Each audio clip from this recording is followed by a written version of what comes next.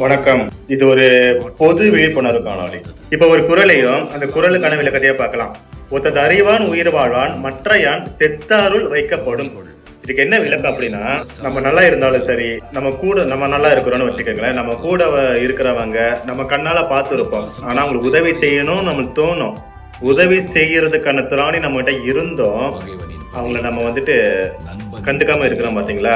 இது எதுல எப்படி கம்பேர் பண்றாங்கன்னா, இந்த மாதிரி இருக்கிற எண்ணங்கள் உடையவர்கள் செத்ததுக்கு சமம், அவங்க உயிரோட இருந்தாலும் செத்ததுக்கு சமம் அப்படின்னு சொல்லப்படுறாங்க.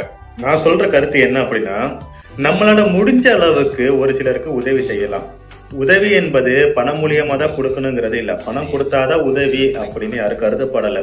இருக்கிறதுலே மிகப்பெரிய உதவியா நான் கருதப்படுறது என்னன்னா, ஒரு முன்னேற்றத்துக்கு நீங்க பின்னாடி இருந்து ஏத்தி விடுறீங்களே, அதுல மிகப்பெரிய உதவியா இருக்கும்.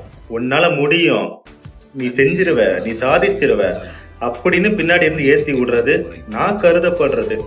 அதாவது நான் இது மிகப்பெரிய உதவியா நான் கருதப்படுறேன்.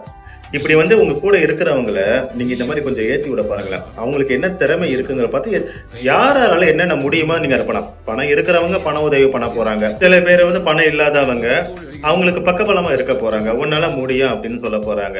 ஒரு நல்ல எண்ணங்களை விதைக்க போறாங்க. நம்மளால முடிஞ்ச உதவிகளை நம்ம கூட இருக்கிறவங்களுக்கு நம்ம செஞ்சுட்டாலே போதும்.